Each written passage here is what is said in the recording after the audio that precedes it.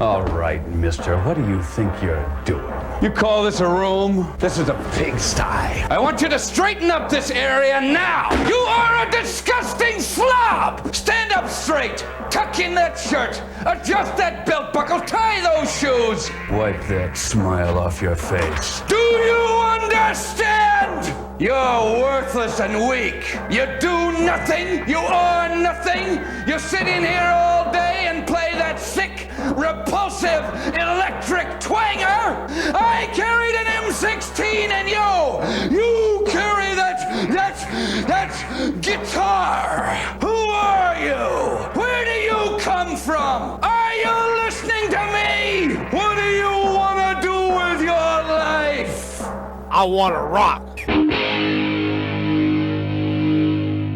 What's up, everybody, and welcome back to another Yo Joe Jerk toy review. I'm your host, Hans Gruber, and today we'll be looking at the G.I. Joe Classified Greg Rock and Roll McConnell. And let's take a look at this box. Over here we get a picture of the figure. Looks like he's protecting a launch site. Over here we get the nice artwork of the character. Up here we get a little look at the accessories. On this side of the box we get a nice little portrait and his number, which is 71. On the back of the package we get a nice little digital render with his height. Over here we get a nice little picture with his tattoo. Over here he's got his bullet bandolier on. Down here some legal schmutz. On the bottom of the box we got the plastic free, we got the legal schmutz, and we got a barcode.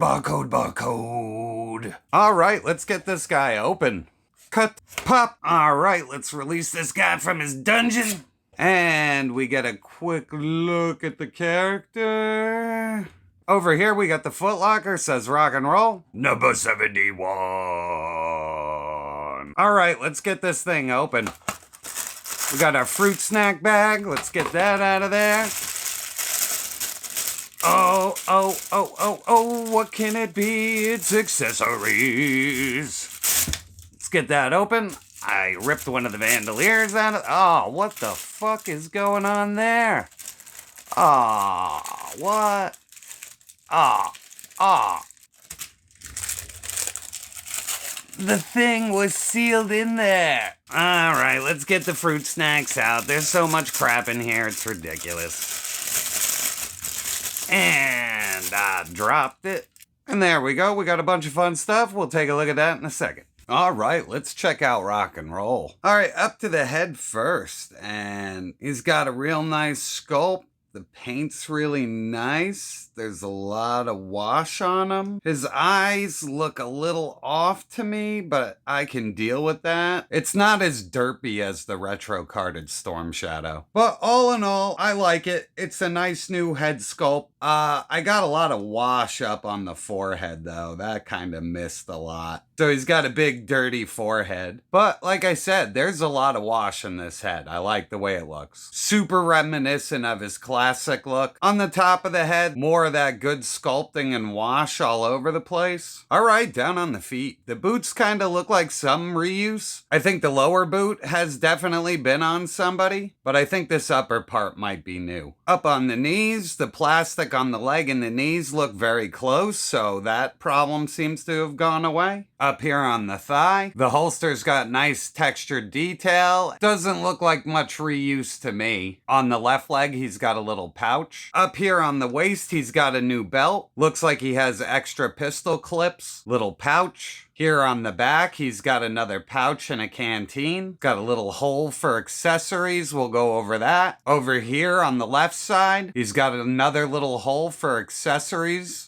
Up here on the chest, the upper torso I thought would be reuse from Stalker, but I lined them up and they are not. The butterfly joints are different and Stalker has straps up here. So it looks like an all new torso. Bullet belts are fixed together and they're floating so they can move a little bit as the figure moves. Here on the back, it's the same deal. Up here, the butterfly joint moves really freely. Up here on the shoulder cut, the paint is really sloppy. Like you can just see speckling in here under his arm. All that paint's chipping off. Very sloppy at the shoulder. Now we're gonna take a look at the right arm. These tattoos are printed on fantastic. Like, they really do look great. They're seamless. I've heard a lot of people bitch that they're too dark, but I do not mind at all. They look really good, and the darker they are, the more prominent they are. Down at the wrist, that's a new wristband. Here on the left arm, it's the same deal. The tattoo printing just looks amazing. They did a great job on everything. I'll try to get in even closer here. I took the wristband off, and the tattoo does continue underneath, so they really did go all out on the tattoo printing, and it came out really nice. Up here on the left hand, you can see the little skull tattoo that you can put in front of his face. And overall, a really nice figure. They did a really good job. But I do have an extremely loose left arm. But other than that, all the joints are good. So all in all, not too bad. They all can't be perfect, but I really like this. All right, time to go over accessories. First up, we're going to take a look at his little radio.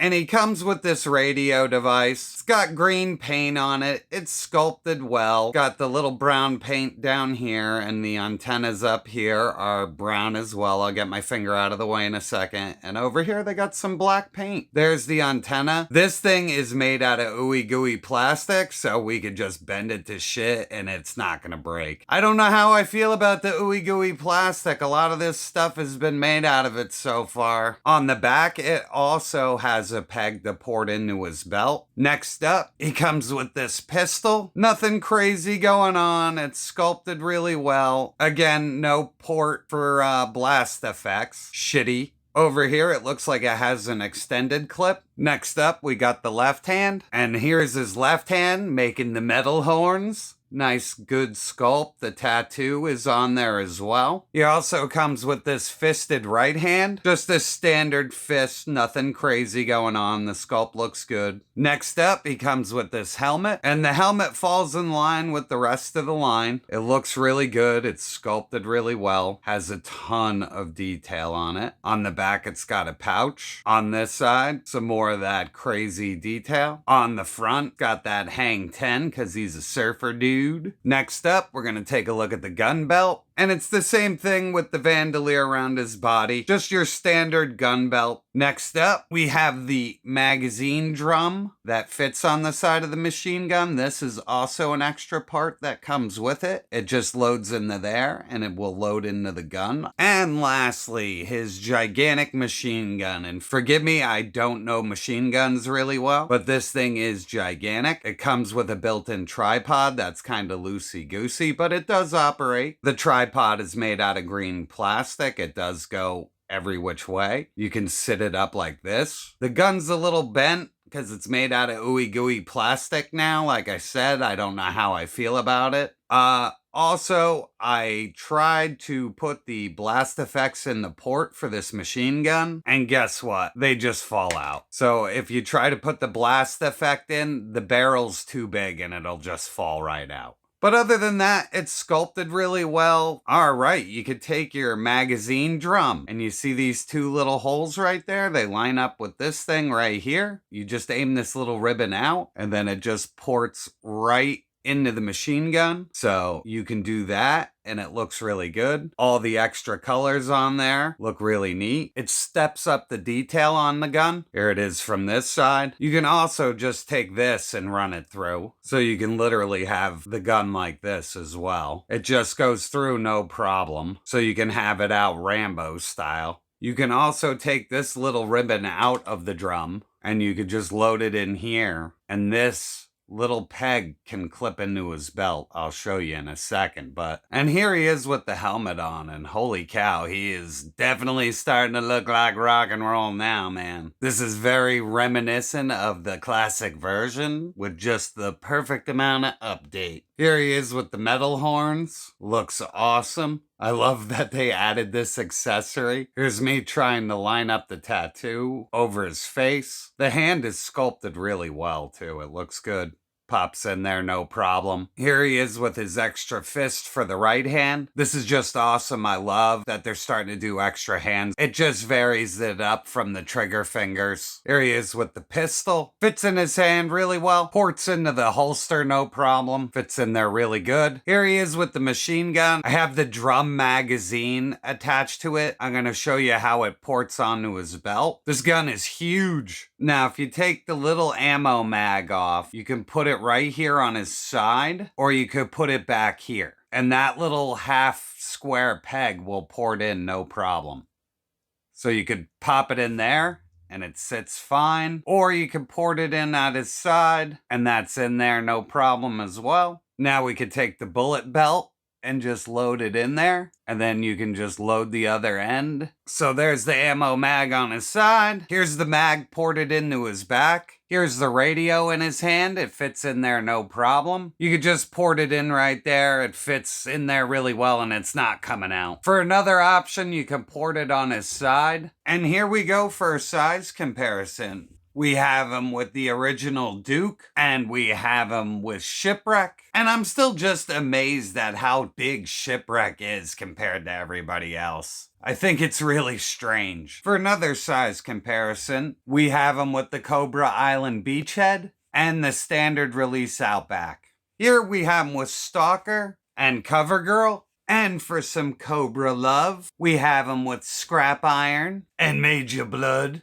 So, at the end of the day, and my final thoughts on rock and roll, I like rock and roll. I like the update on him. I love the crazy amount of accessories he comes with. I love the extra hands. The eye paint and the ooey gooey accessories suck. The shitty paint around the top of his arm sleeves is a bummer. And again, that the blast effects don't fit in the gun and his sidearm doesn't even have the peg for it really sucks. But all in all, I'm very happy with it. He's a fun addition to the line, and it's great getting one of the original Joes. And that's all I got this week, people. I'd like to thank you for stopping by, and I'll catch you on the next review.